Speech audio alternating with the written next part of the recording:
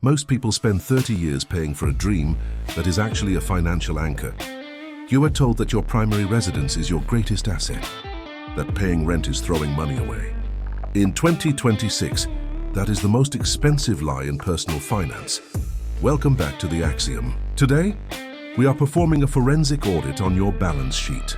We're moving past net worth, which is a vanity metric, and focusing on the velocity of capital. If your wealth is sitting still, it's dying. Today we break down why your $500,000 in home equity might be the very thing keeping you from true financial autonomy.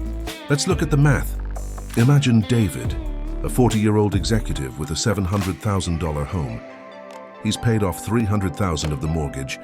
On a spreadsheet, David feels successful. But David is in an equity prison. That $300,000 is dead capital. It is not generating a single cent of cash flow. In fact, it's costing him. Between property taxes, maintenance, and the skyrocketing insurance premiums of 2026, David is paying 3% of his home's value every year just to keep the asset alive. The axiom is this: equity has no utility until it is moved. Unless David sells the house or takes on a high-interest HELOC, that $300,000 is functionally invisible. He is rich, but he has zero liquidity. He's one job loss away from a crisis, despite having a massive net worth. Now consider the alternative path. What if David had stayed in a high-end rental and moved that $300,000 into a portfolio of cash-flowing assets? At a conservative 7% yield, that dead capital would be generating $21,000 a year. That's nearly $2,000 a month in horizontal income. Instead, David has locked that money into a 30-year contract with a bank. This is the opportunity cost of comfort. High earners often confuse standard of living with wealth. A big house increases your standard of living, but it almost always decreases your wealth-building velocity. Every dollar you put into a main residence is a dollar that has been retired from the workforce. It's no longer earning for you.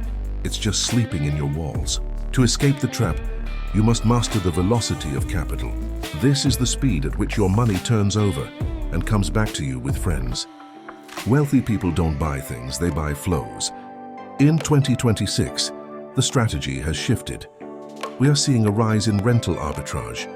High earners are renting the luxury lifestyle they want, which keeps them mobile and liquid, while using their capital to buy unsexy assets, private credit, automated ETFs, or industrial real estate.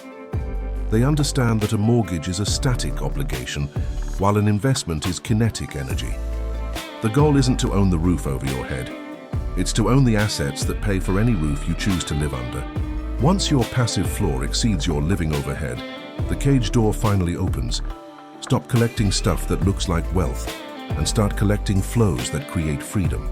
If your balance sheet is full of dead capital, it's time to change the math. Join us as we continue to dismantle the illusions of the modern affluent. Subscribe to the Axiom. Welcome to the foundation.